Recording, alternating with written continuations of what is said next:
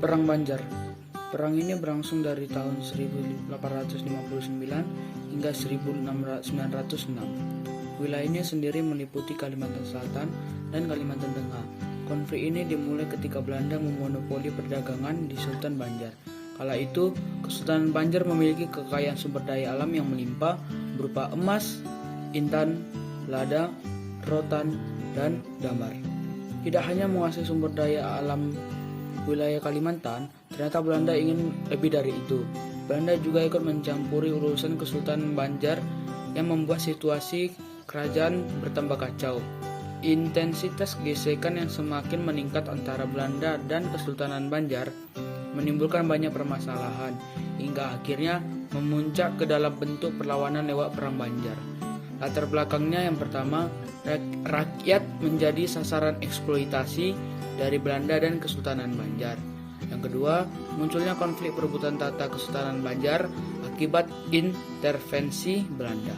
Yang ketiga, sikap sewenang-wenang dari Tamjidillah yang ditunjuk Belanda sebagai Sultan Banjar.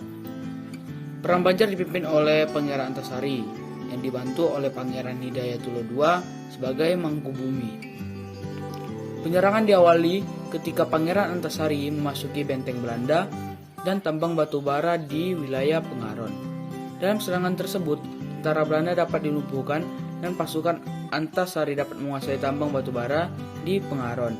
Pihak Belanda membalas serangan Pangeran Antasari dengan menyekap keluarga Pangeran Hidayatullah II. Mereka juga meminta Pangeran Hidayatullah II untuk keluar dari persembunyiannya dengan paksa. Pangeran Hidayatullah II harus keluar dari persembunyiannya untuk menyelamatkan keluarganya. Namun sesampainya di istana, Pangeran Hidayatullah II ditangkap Belanda dan diasingkan menuju ke Cianjur. Pasca ditinggal Pangeran Hidayatullah, Pangeran Antasari tetap melanjutkan perlawanan untuk memperkuat kedudukan sebagai pemimpin tertinggi. Pangeran Antasari meneriakkan slogan, "Hidup untuk Allah dan mati untuk Allah." Rakyat alim ulama dan pejuang pun mengakui Pangeran Antasari sebagai panembahan Amiruddin Khalifatul Mukminin. Sedikit demi sedikit Perang Banjar semakin mendekati kekalahan. Pasukan Belanda dipasok berbagai persediaan dan pasukan dari Batavia. Karena terus terdesak, Pangeran Antasari memindahkan markas komando di Sungai Tewe.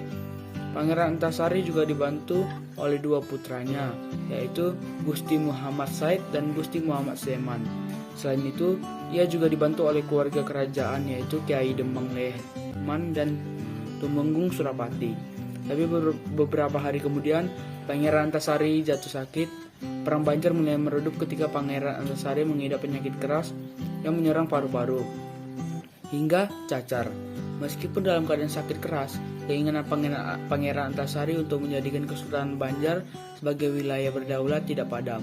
Pangeran Antasari meninggal pada Oktober 1862 dan menitipkan pesan kepada para pengikutnya untuk terus berjuang hingga titik darah penghabisan.